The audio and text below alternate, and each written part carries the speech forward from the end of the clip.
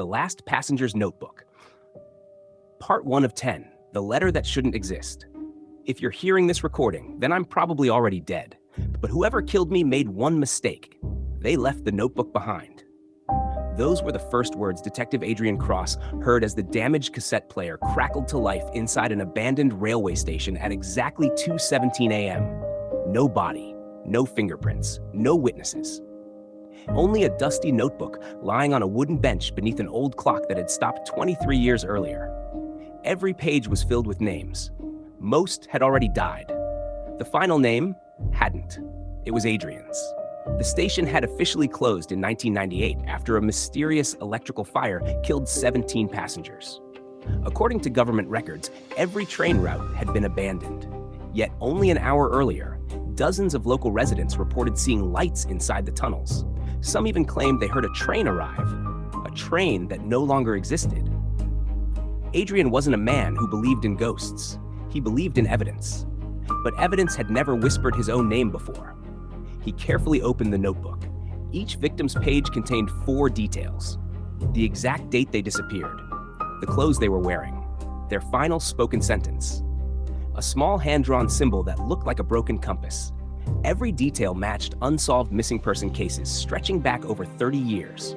Except the final page. Instead of completed information, it contained empty spaces, waiting to be filled.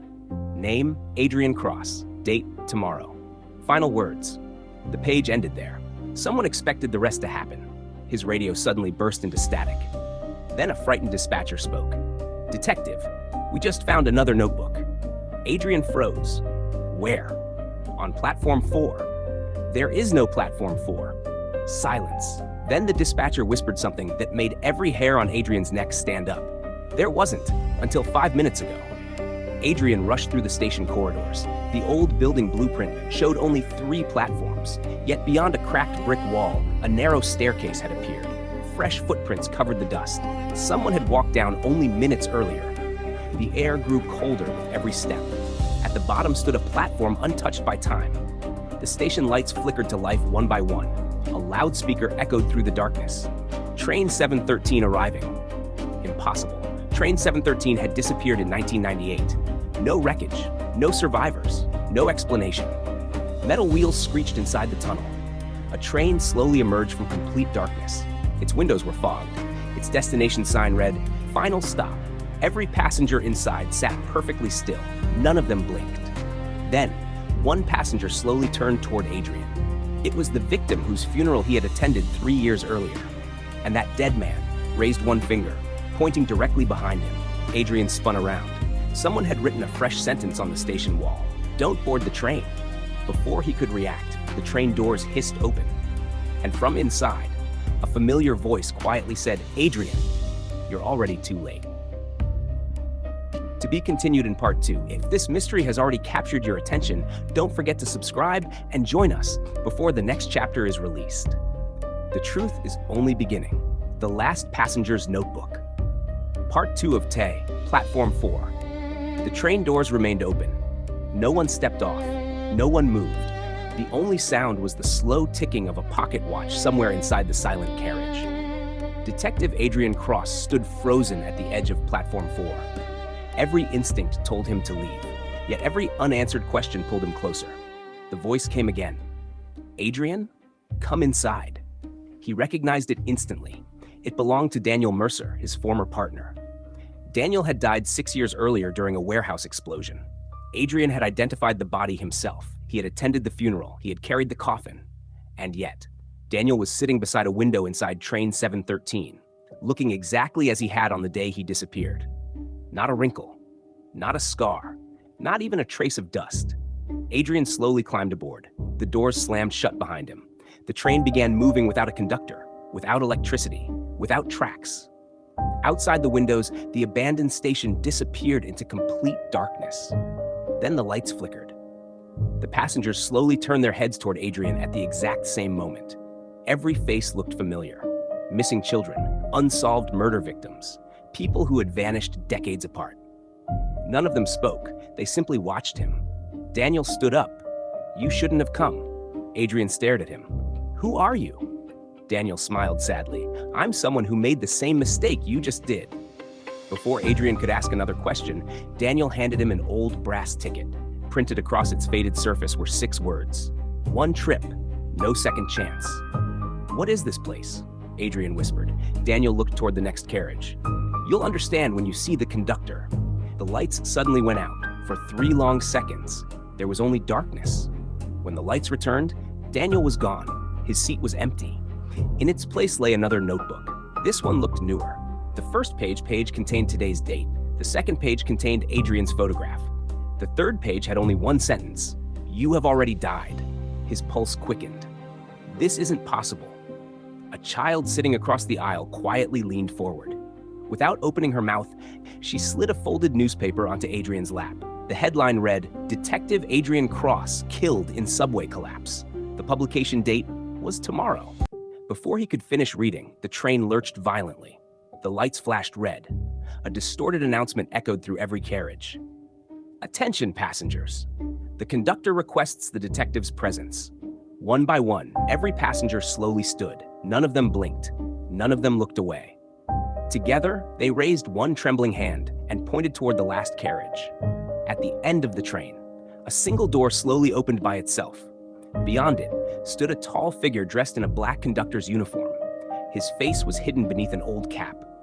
But one detail made Adrian's blood run cold. The conductor was holding Adrian's police badge. The very badge still clipped to Adrian's belt. Adrian instinctively reached for it. His belt was empty. The figure smiled, then spoke only 4 words. Welcome back, detective. To be continued in part 3. If you're enjoying this mystery, don't forget to subscribe and turn on notifications. The biggest secret aboard Train 713 is still waiting to be uncovered. The Last Passenger's Notebook. Part 3 of 10, The Conductor's Secret. Adrian's hand trembled. His police badge was gone. Yet the conductor held it between 2 gloved fingers as though it had belonged to him for years. That's impossible, Adrian said. The conductor tilted his head. Is it? His voice echoed strangely, as if 2 people were speaking at the same time. One voice sounded old. The other sounded exactly like Adrian's. The train entered another tunnel. Every light went out. For a brief moment, Adrian saw his own reflection in the window. Except his reflection wasn't copying him. It was smiling. The lights returned. The reflection was normal again. The conductor turned and walked toward the final carriage. If you want answers, he said, follow me. If you want to live, he paused. Run. Then he disappeared through the door. Adrian had spent 15 years chasing murderers, thieves, and liars. None of them had ever frightened him. But this place was different. Nothing here obeyed reason. He followed. The final carriage was unlike the others. There were no seats, only thousands of shelves stretching into darkness. Every shelf held identical black notebooks. Some looked decades old. Others appeared brand new. Each spine carried a person's name. Adrian ran his fingers along them. Emma Brooks, Michael Stone, Olivia Reed, thousands, perhaps millions of names. Some belonged to famous politicians, others to ordinary people. Some names belonged to children. Every human life seemed to have its own notebook. The conductor stood in silence. Every journey is written, he said. Every choice is recorded. Adrian pulled one notebook from a shelf. It belonged to Daniel Mercer. Inside were hundreds of handwritten pages. Every conversation, every decision, every mistake, even private thoughts Daniel had never spoken aloud. The final page ended with one sentence. He boarded the train, nothing more. Adrian closed the notebook. Who writes these? The conductor answered without hesitation. The passengers. That's impossible. They write them after they arrive. A chill ran through Adrian's body. He looked back at the endless shelves. If these are finished lives, where is mine? The conductor slowly raised one arm. At the center of the room stood a single empty shelf. Only one notebook rested there. Its cover was blank. No title, no name. Adrian opened it. The first pages described everything that had happened since entering Platform 4.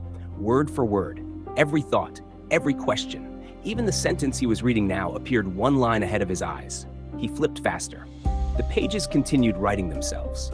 Fresh ink spread across the paper without any hand touching it. Then, the writing stopped. Only one unfinished sentence remained. The detective finally realized who the conductor really was when he removed blank. The rest of the page was empty. Adrian looked up. The notebook stopped. For the first time, the conductor whispered, "Your future is unwritten." Slowly, the conductor reached for his cap. "If you wish to know the truth, look at my face." His gloved fingers lifted the brim, higher, higher. Just before Adrian could see beneath the shadow, the train shook with such force that every notebook crashed from the shelves. Millions of pages flew through the air like a storm of black birds. A deafening alarm echoed through the carriage. "Warning, unauthorized passenger detected." The conductor froze. For the first time, he looked afraid. There shouldn't be anyone else on this train. Then, from somewhere near the front carriage, came the unmistakable sound of slow footsteps. 1, 2, 3. Whoever was approaching was not listed in any notebook. And according to the conductor, that should have been impossible. To be continued in Part 4. If this mystery has you questioning everything, don't forget to subscribe and join us for Part 4. The most dangerous passenger has only just boarded train 713, the last passenger's notebook. Part 4 of 10, the passenger with no name. The footsteps stopped just outside the final carriage. Silence. Even the train itself seemed to hold its breath. The conductor slowly stepped backward. His calm expression had vanished. For the first time since Adrian boarded train 713, the man who seemed to control everything looked terrified. "You must not let him enter," the conductor whispered. Adrian frowned. "You know who it is?" The conductor shook his head. "That's the problem." The carriage door creaked open. A man walked inside. He wore a dark gray overcoat soaked by rain, although no rain had fallen anywhere on the train. His face was ordinary, too ordinary. It was the kind of face people forgot the moment they looked away. Adrian reached for his notebook. Every passenger had one. Every victim had one. Every life had been recorded. He searched the endless shelves. Nothing. No notebook. No name. No empty space where one should have been. The stranger simply did not exist. The man smiled politely. "Good evening, detective. You know me? I've known you much longer than you know yourself." The conductor stepped between them. "You don't belong here." The stranger laughed softly. "Neither do you." Without warning, every notebook on the floor flew open at once. Millions of pages began turning by themselves. The sound filled the carriage like a hurricane. Then, every page stopped on the exact same sentence. "The story has changed. The ink faded. New words appeared. Names disappeared. Dates shifted. Entire lives rewrote themselves before Adrian's eyes. A victim who had died 20 years earlier was suddenly alive. Another person who had never disappeared vanished from every record. History itself was changing. Adrian stared in disbelief. "What are you doing?" The stranger looked at him. "I'm correcting mistakes. People died. They were never supposed to." The conductor shouted, "He's lying!" The stranger ignored him. He reached into his coat and pulled out a worn photograph. It showed Adrian as a young police cadet standing beside Daniel Mercer. But there was someone else in the picture. A third detective. His face had been torn away. Adrian's heart raced. "There were only 2 of us." "No," the stranger replied quietly. "There were 3. "I don't remember. You were never allowed to." The photograph began repairing itself. The missing face slowly reappeared. Adrian watched in horror.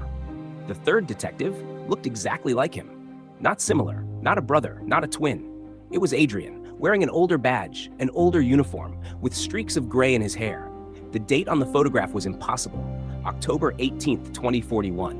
15 years in the future. The older Adrian had one hand resting on Daniel's shoulder. The other held a black notebook. Across its cover, written in silver letters, were 4 chilling words: "Property of the conductor." The train suddenly slammed on its brakes. Passengers were thrown to the floor. The lights turned blood red. A mechanical voice echoed through every carriage. "Timeline corruption exceeds acceptable limits. Emergency correction initiated." The stranger's smile disappeared. He looked directly at Adrian. "They've found us." "Who?" The stranger answered with a single word. "The editors." Before Adrian could ask another question, every window shattered at once. From the darkness outside, dozens of pale hands reached through the broken glass, clawing their way into the carriage. They weren't trying to attack the passengers. They were searching for one person: Adrian. To be continued in Part 5. If you're enjoying the mystery aboard Train 713, don't forget to subscribe and turn on notifications. The truth behind the editors is closer and far deadlier than Adrian ever imagined. The Last Passenger's Notebook. Part 5 of 10, The Editors. The pale hands burst through every shattered window, long fingers scraped across the floor. Black ink dripped from their skin instead of blood. The passengers did not scream. They lowered their heads as though they had seen this happen many times before. "Run!" the stranger shouted. Adrian hesitated. "What are those things?" "The editors." The conductor's voice shook. "They erase errors." One of the hands grabbed a notebook lying on the floor. The page instantly turned blank. A passenger nearby gasped, his face blurred, his clothes faded. Within seconds, he simply vanished. Not dead, not destroyed, forgotten. Even Adrian could no longer remember what the passenger looked like. It was as if he had never existed. The editors moved slowly but relentlessly. Every notebook they touched lost another page. Every missing page erased another memory from reality. The stranger grabbed Adrian by the arm. "We have less than 5 minutes." 5 minutes until what? "They find your notebook." Adrian looked around. "My notebook is still on the shelf." The stranger stared at him. "No, it never was." He reached inside his coat and produced a small black notebook wrapped in a leather strap. Its cover bore Adrian's name. The pages were warm, as if they had a heartbeat. "You've been carrying it this whole time?" "I've been hiding it." "From whom?" "The people who wrote this train." Before Adrian could ask another question, the carriage door exploded inward. 3 figures entered. Unlike the pale hands, these beings looked almost human. They wore long black coats stitched together with strips of paper. Instead of faces, they had smooth white masks covered in moving lines of text. Every sentence written across the masks changed every second. One stepped forward. Its voice sounded like hundreds of whispers speaking together. "Passenger Adrian Cross, you have deviated from the approved narrative. You are ordered to surrender your notebook." The stranger laughed. "You still think he belongs to your story?" The editor slowly turned its head. "He never belonged to yours." Without warning, the conductor ripped a brass whistle from around his neck and blew it. The sound was deafening. Every light inside train 713 went dark. The train accelerated violently. The floor shook beneath Adrian's feet. Outside the windows, the darkness vanished. For the first time since boarding, Adrian saw what surrounded the train. There were no tunnels, no mountains, no city. Train 713 raced across an endless ocean of floating pages. Millions of torn notebook sheets drifted like waves beneath the tracks. On every page, someone's life had been written. Some pages caught fire, others dissolved into black ink. A few floated upward, rewriting themselves in midair. The editors remained perfectly still. One of them slowly raised a gloved hand. Every loose page in the sky froze.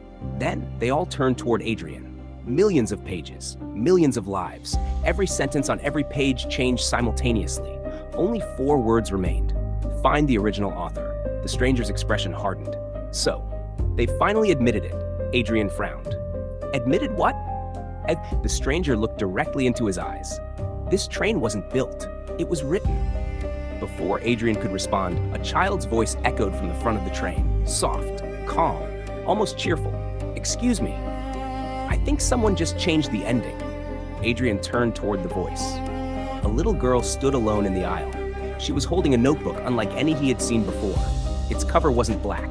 It was pure white. And on the first page, someone had just written Adrian's next sentence. The detective looked up and recognized the little girl. Adrian slowly raised his eyes. The smile disappeared from his face. He knew exactly who she was, but she had died 20 years ago, to be continued in part 6. If you're enjoying this journey aboard Train 713, don't forget to subscribe and turn on notifications. The greatest mystery isn't who controls the train, it's who wrote the very first page. The Last Passenger's Notebook, part 6 of 10, The Girl Who Wrote Tomorrow. The little girl smiled. She couldn't have been older than 10, yet Adrian recognized her immediately. Lily? The name escaped his lips before he realized it. 20 years earlier, Lily Harper had become the youngest victim in the city's most infamous unsolved kidnapping case. Adrian had been a rookie detective then, assisting only with paperwork. Her body had never been found. He had spent years wondering if she had been alive long enough to be rescued. Now she stood before him, holding a white notebook. "You remember me," she said. "I never forgot." Lily looked down at the notebook. Most people do. She opened it. Unlike the black notebooks, the pages weren't filled with neat handwriting. The words appeared like flowing light, rewriting themselves every second. Adrian stepped closer. "What is that?" "The first draft." The conductor inhaled sharply. "No." The editors remained perfectly still. Even they seemed unwilling to approach the white notebook. The stranger whispered, "I've spent decades searching for it." Adrian frowned. "What makes it different?" Lily gently turned another page. "The black notebooks record what has happened." She paused. "This one decides what can happen." Silence filled the carriage. Adrian felt the weight of those words. "If someone changes that notebook..." Lily nodded. "The world changes with it." She closed the cover, but every new ending erases an old one. The train suddenly lurched. Outside, the endless ocean of pages began to burn. Flames spread across countless written lives. The editors all turned toward Lily. One of them finally spoke. "Return the first draft. It belongs to the archive." Lily shook her head. "It never belonged to you." The editor lifted one gloved hand. The paper stitched into its coat unraveled into hundreds of razor-sharp strips, slicing through the air toward Lily.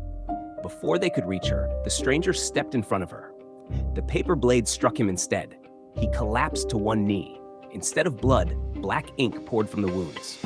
Adrian rushed forward. "You're hurt." The stranger gave a weak smile. "I've been hurt for a very long time." His coat slipped open. Pinned inside was an old detective's badge. Adrian stared at the engraved name. Ethan Cross. Cross. The same last name. "What?" Ethan looked up. "I told you there were 3 detectives." "No," Adrian whispered. "There were only Daniel and me." Ethan slowly shook his head. "That's what they wanted you to remember." He reached into his pocket and removed a faded family photograph. It showed Adrian as a child, standing beside his parents, and next to them, a teenage boy with his arm around young Adrian's shoulders. The caption on the back read, "The Cross Brothers, Summer 2003. Adrian's breathing stopped. He had no brother. At least, he had never remembered having one. Ethan smiled sadly. "They erased me. To protect the story." Fragments of memory exploded through Adrian's mind. A bicycle, a shared bedroom, late-night conversations, a promise never to leave each other behind. They weren't dreams. They were memories, real memories. Memories that had been stolen. The editors took one step forward. Their leader pointed directly at Ethan. Memory breach confirmed. Delete subject Ethan Cross. The train's lights flashed violently. Every black notebook opened at once. Every page began rewriting itself again. This time, one sentence appeared in every notebook across the endless train. "The detective has remembered too much." The conductor looked at Adrian with genuine fear. "You have only one chance now." Adrian tightened his grip on the white notebook. "Tell me." The conductor lowered his voice. "You must reach the engine." "Why?" "Because the person driving train 713. He stopped speaking. His eyes widened. Someone was standing behind Adrian. A calm voice echoed through the carriage. "No. There has never been anyone driving this train." Adrian slowly turned around. At the end of the aisle stood a woman dressed entirely in white. She carried no notebook, no badge, no weapon, only a fountain pen stained with fresh black ink. She smiled gently, then said the words that changed everything. "I didn't write the train. I wrote you." To be continued in Part 7. If you're hooked by the mystery of Train 713, don't forget to subscribe and turn on notifications. In Part 7, Adrian will finally meet the one person who claims to have written his entire life, the last passenger's notebook. Part 7 of 10, The Woman in White. The carriage fell silent. Even the editors stopped moving. The woman in white stood at the end of the aisle, holding nothing but an old fountain pen. Tiny drops of black ink slid from its silver nib and disappeared before they touched the floor. Adrian stared at her. "You wrote me?" She nodded. "I wrote your first breath. I wrote the day you became a detective. I wrote every case that led you here." Adrian clenched his fists. "People aren't stories." She smiled sadly. "They become stories the moment someone remembers them." Lily hugged the white notebook tighter. "Don't listen to her." The woman looked at Lily. "I remember when I wrote you." Lily lowered her eyes. "You also wrote my death. I wrote your choice." The words struck Adrian like a hammer. "So none of us have free will?" The woman took another step. "I never said that." She held out the fountain pen. "This pen writes possibilities. You decide which one becomes real." Adrian hesitated. "If that's true, Why erase Ethan? The woman didn't answer. Instead, she looked toward the editors. They feared what he discovered. Ethan coughed, black ink staining the floor. I found the missing chapter. The editors immediately moved toward him. The conductor blew his whistle again. The train shook violently, separating the carriages one by one. Steel screamed. Chains snapped. The last carriage broke free from the rest of train 713. Now they were drifting alone across the endless sea of floating pages. The woman remained perfectly calm. There isn't much time. She pointed toward the white notebook. There are 10 blank pages left. Adrian opened it. She was right. After hundreds of written pages, only 10 remained empty. What happens when they're filled? The woman's voice grew quiet. The story ends. And everyone on this train? They disappear. Lily looked terrified. Unless, Adrian looked up. The woman raised the fountain pen. Someone writes a new ending. Before anyone could speak, Ethan forced himself to his feet. With trembling hands, he reached inside his coat and pulled out a folded map. It wasn't a railway map, it was a blueprint of train 713. At the very center, beyond every carriage, was a place Adrian had never seen before. A single room labeled "The Author's Cabin." There, Ethan whispered. That's where the first page was written. The editors lunged forward. Ethan shoved the map into Adrian's hands. Don't let them reach the cabin. One editor drove a paper blade through Ethan's chest. He collapsed without a sound. His body didn't bleed. It dissolved into thousands of handwritten sentences. Each sentence floated through the air before fading into nothing. As the last words disappeared, Adrian heard Ethan's voice one final time. Find the real author. The map suddenly began to burn. Only one route remained visible, a hidden passage leading beneath the train. The woman in white looked directly at Adrian. If you enter that passage, you'll discover the greatest lie ever written. The floor beneath them cracked open. A narrow staircase descended into complete darkness.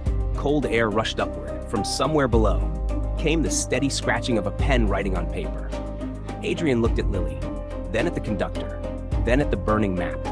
Without another word, he stepped onto the staircase. The darkness swallowed him whole. Above him, the hatch slammed shut, and for the first time since boarding train 713, Adrian was completely alone. To be continued in Part 8.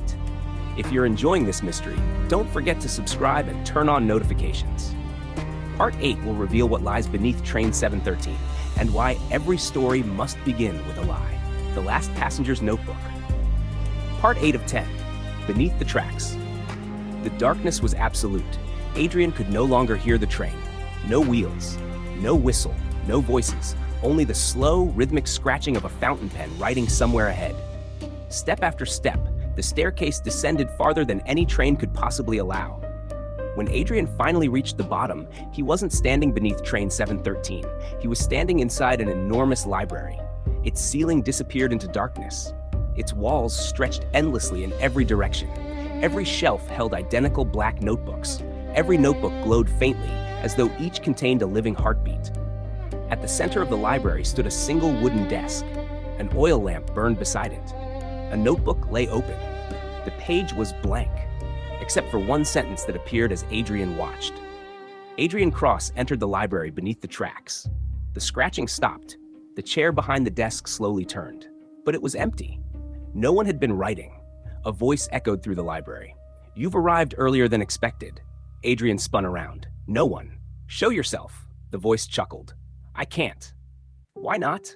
Because every time someone sees me, they remember too much. The shelves trembled.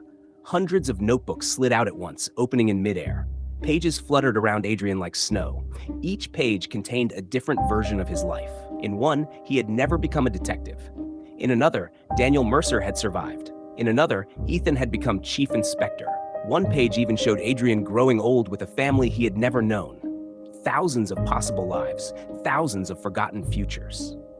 Which one is real? Adrian asked. The voice answered immediately. All of them. And none of them. Before Adrian could respond, the blank notebook on the desk began writing again. Question 1. If every version of your life exists, which one are you willing to sacrifice? The words vanished. 4 doors appeared around the library. Each bore a single name. Daniel, Ethan, Lily, Adrian. The voice returned. One door leads to the author's cabin. The other three lead to memories that were erased. You may open only one. Adrian walked slowly past the doors.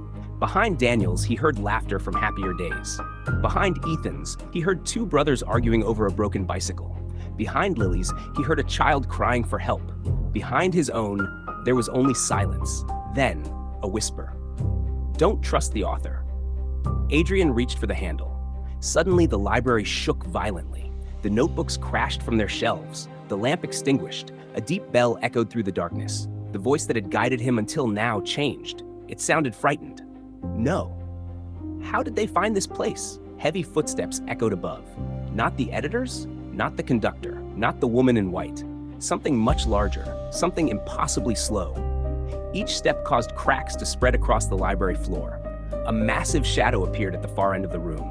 It was carrying an ancient key nearly as tall as Adrian himself. The key was engraved with a single word, beginning. The shadow stopped. A pair of glowing eyes opened in the darkness. Then it spoke. Its voice sounded older than time itself. So, the detective has finally reached the first chapter.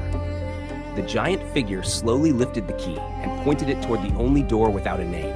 A fifth door, one that hadn't been there before. Across its weathered wood, fresh ink appeared, letter by letter. The reader Adrian's heart sank. He looked back. The staircase had vanished. There was no way out. The giant spoke one final sentence. Every story has an author, but only one has a reader. The fifth door slowly creaked open by itself. Beyond it, someone was already waiting for Adrian. To be continued in Part 9. If you're enjoying the mystery of The Last Passenger's Notebook, don't forget to subscribe and turn on notifications. In Part 9, Adrian will step through the reader's door and discover the truth that no notebook was ever meant to record. The Last Passenger's Notebook, Part 9 of 10, The Reader's Door. The fifth door opened without a sound. Beyond it was not another room. It was a quiet study. A wooden desk stood beside a rain-streaked window.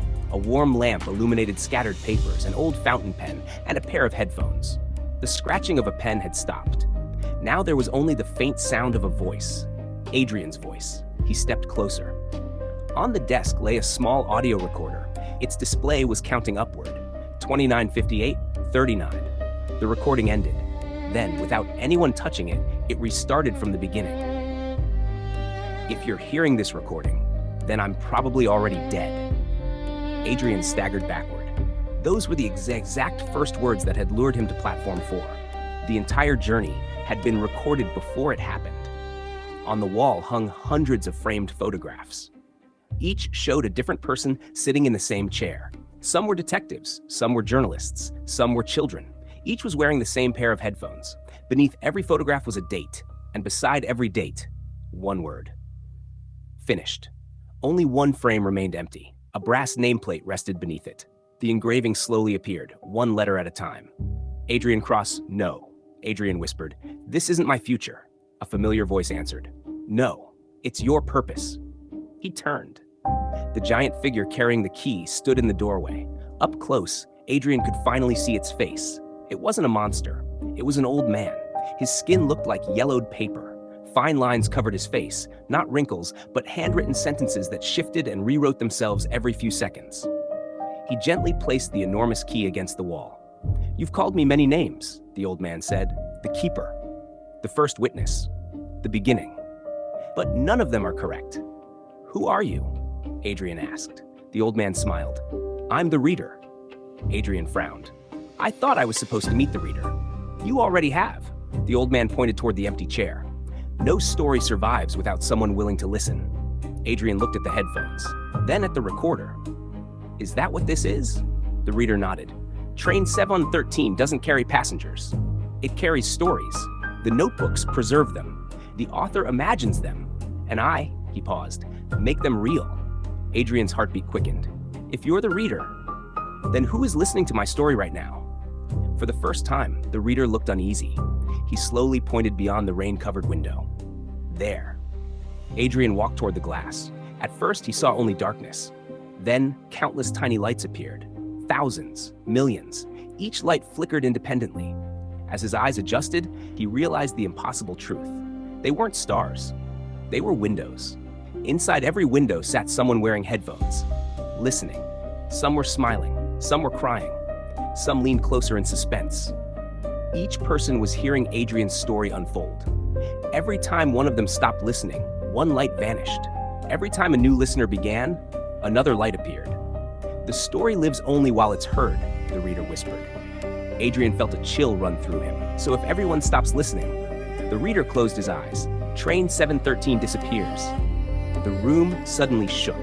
Several lights outside went dark, one after another, then dozens more. The recorder crackled with static. A new voice interrupted the recording. It wasn't the author, it wasn't the conductor, it wasn't the editors. It was Adrian, but older, calmer, almost defeated. If you've reached this point, don't let him finish the final chapter. The reader's face turned pale. He found us. Who? The old man looked directly into Adrian's eyes. The future you. Before Adrian could speak, the study door slammed open. A man stepped inside. His hair was streaked with gray.